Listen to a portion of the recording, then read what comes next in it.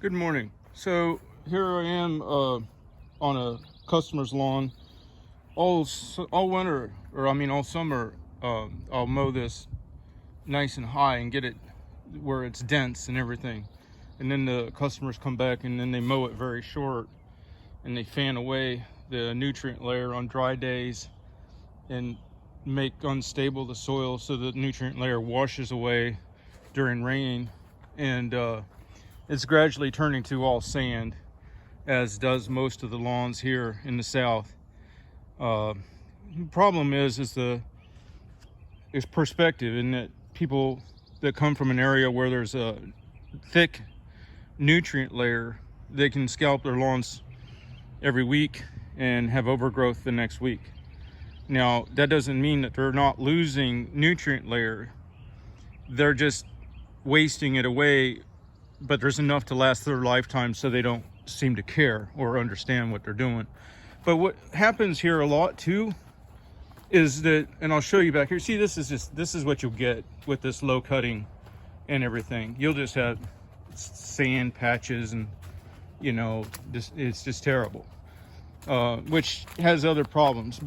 And the thing is that what happens too is a lot of those folks will install sod, and then they'll, not saying this guy specifically, because I'm in control of it at least through the summer, so I can kind of get it established before anything can happen.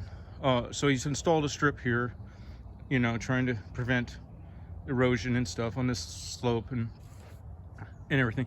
But if you install it and then you cut it so low, especially with St. Augustine, that it can't self-shade and protect its root structure from the sun, in this hemisphere, the intensity of the sun, and also so there's less surface area of plant sticking up so it can collect dew in the morning, then this, without constant watering and artificial fertilizers and top dressing of new black soil, you're not going to keep this St. Augustine unless you're right next to a lake. That's the only place I've seen St. Augustine without help proliferate, is where it's just a real high natural groundwater content.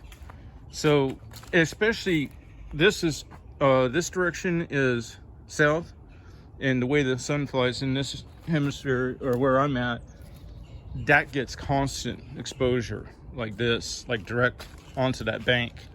So it's already in a bad scenario where them roots are going to have trouble, and it needs as high of a cut as you could possibly give it, and as little traffic as you could give it. And then it needs this top edge cut in, and I didn't do it this time with the edger blade because this was newly installed. I'm going to give it a little bit for it to cut flush on out.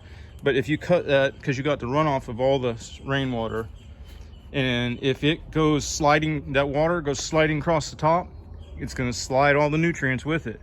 And then, you're never going to be able to top dress enough to keep this up.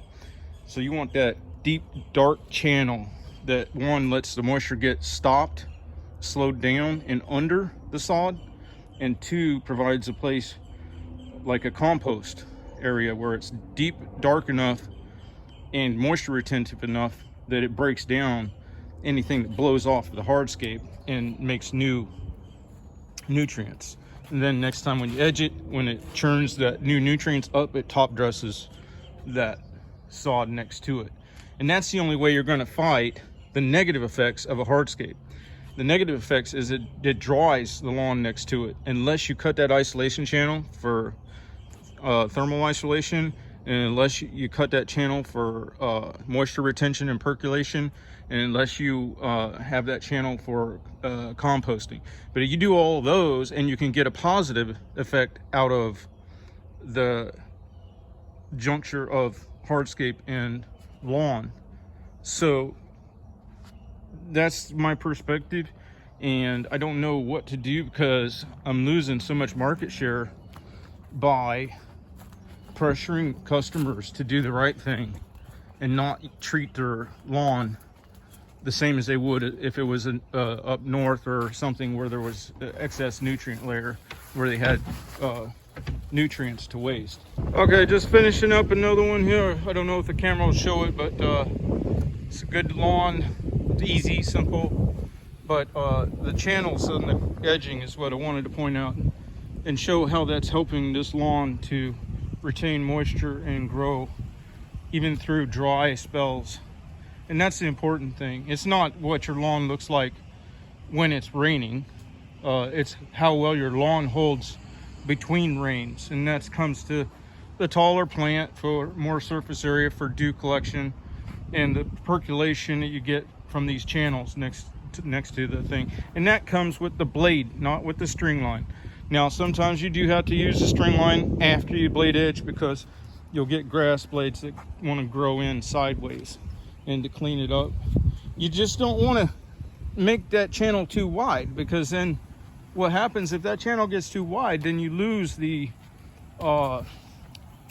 composting effect, because then there's no shadowed area that retains moisture long enough to break down the clippings and stuff that come off of the hardscape. All right, you all have a good day.